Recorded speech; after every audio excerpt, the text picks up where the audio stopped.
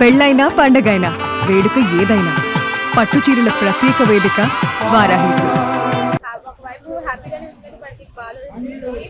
ఎందుకంటే ఇన్ని రోజులు తనుజకు సపోర్ట్ చేస్తున్నా నేను. సరే తనుజ కాలేదు, పవన్ కళ్యాణ్ పెట్టిన టాక్ వచ్చేసింది. ఏమో లాస్ట్ మూమెంట్ వరకు కోసం కూడా వెయిటింగ్ చేశాను కానీ పవన్ కళ్యాణ్ వచ్చాడు. అది మాత్రం బాధ అనిపిస్తుంది.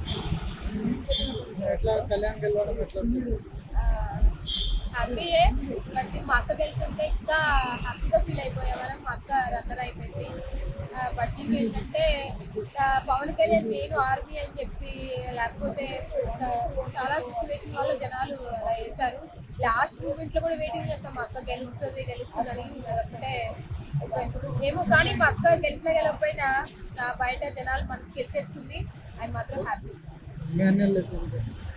ఇమానియల్ అన్న టాప్ 3లో కూడా లేకుండా ఎలిమినేషన్ అయిపోయాడు కదా. కానీ ఒకవేళ ఇమానియల్ ఎలిమినేషన్ అయిపోయినా సరే బయటకు వెళ్ళిన తర్వాత తనకు మంచి ఫ్యూచర్ ఉంటుంది అన్న. కంపల్సరీ అన్న నువ్వేం బాధపడకు, నువ్వు బయటకు వచ్చినా సరే మంచి ఫ్యూచర్ ఉంటుంది, నీకు మంచి షోలు ఉంటాయి, మంచి సినిమాలో క్యారెక్టర్లు వస్తాయి, డోంట్ ఫీల్.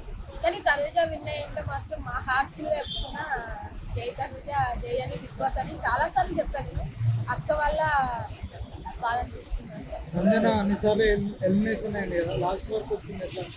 అదే ఇన్ని సీజన్లో ఆడి ఎంత ఎవరన్నా నెగిటివ్గా మాట్లాడినా ఎంత చేసినా సరే ఒక ఆర్మీ పవన్ కళ్యాణ్ సపోర్ట్ చేశాడు కానీ జనాలు ఎక్కువ ఆర్మీ పవన్ కళ్యాణ్ వల్ల జనాలు ఓటింగ్ వల్ల ఆర్మీ పవన్ కళ్యాణ్ చేశాడు. బట్ అదొకటే బాధ అనిపిస్తుంది. Thank you.